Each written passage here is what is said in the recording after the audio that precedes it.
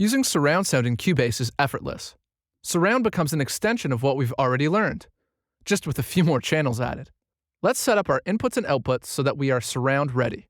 Let's set up our surround outputs. Go to the Devices menu and choose VST Connections.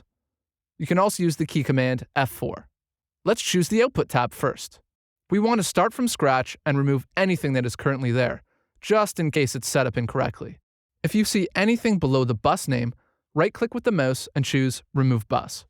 Now press the Add Bus button and choose 5.1 for configuration and 1 for count.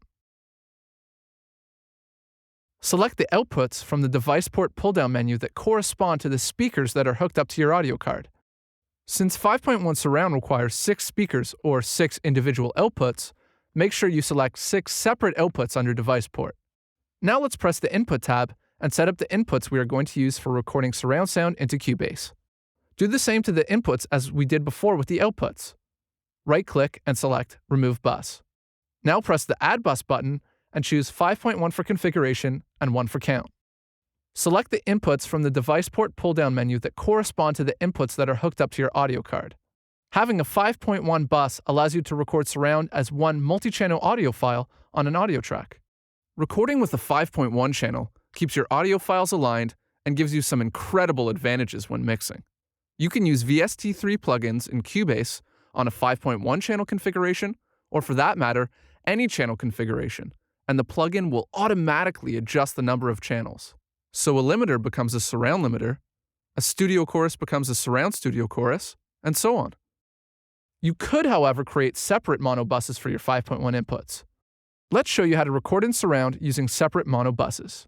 Right-click on our 5.1 in bus and select Remove Bus. Now press the Add Bus button and choose Mono for configuration and 6 for count.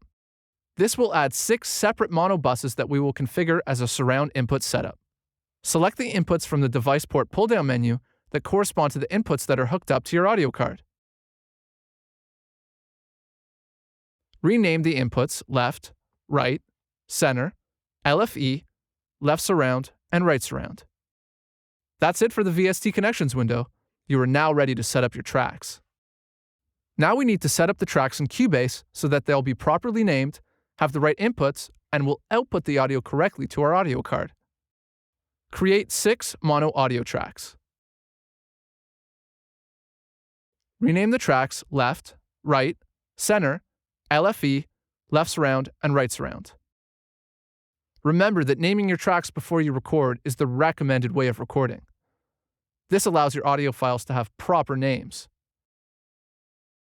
We now need to give each track its proper input.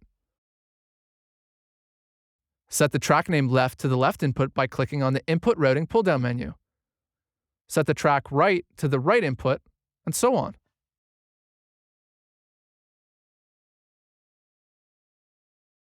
Click on the Output routing for each of the tracks and assign them to their corresponding outputs.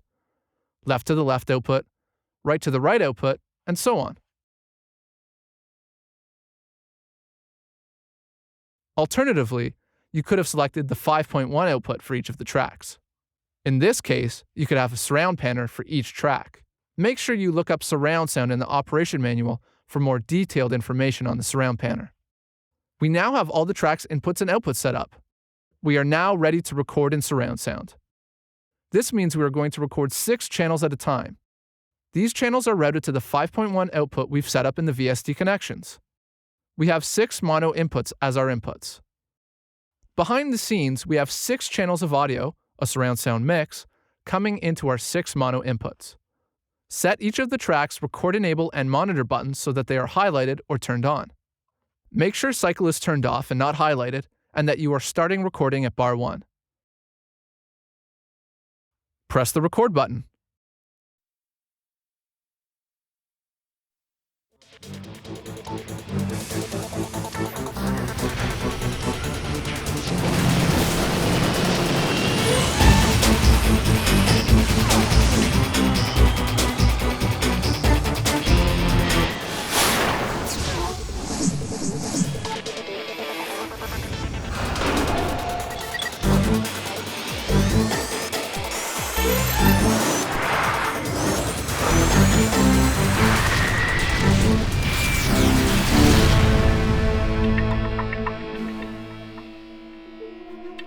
press the stop button when you are finished recording.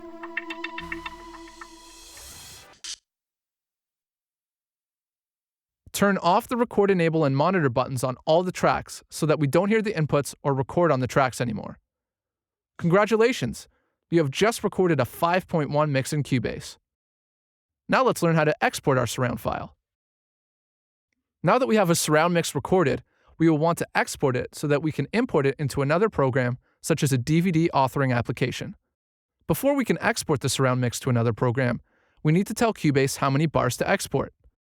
We can accomplish this by setting the locators. Set the left locator to bar 1 and the right locator to bar 26 on the transport panel. This will make sure we have all the music for export. Next, select Audio Mixdown from the Export submenu on the File menu. The Export Mixdown window opens. There are many features in this window that are covered in the Export Audio Mixdown chapter of the Operation Manual. Please refer to this for more complete information. File name is for naming the file for export. Let's name ours Surround Tutorial Export.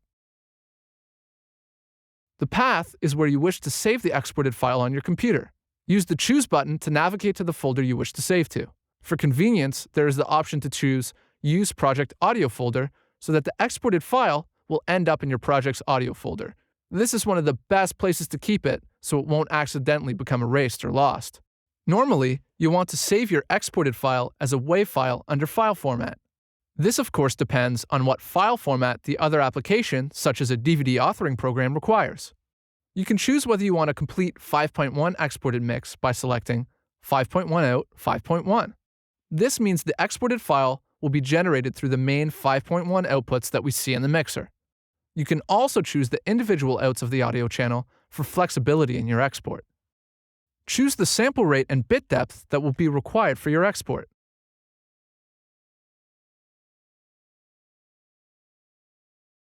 Select the bottom 3 left options, as these will import the audio back into Cubase after you export it and automatically create an audio track. The Export Audio Mixdown window will also close. When you are done selecting all your settings, choose Export at the bottom right.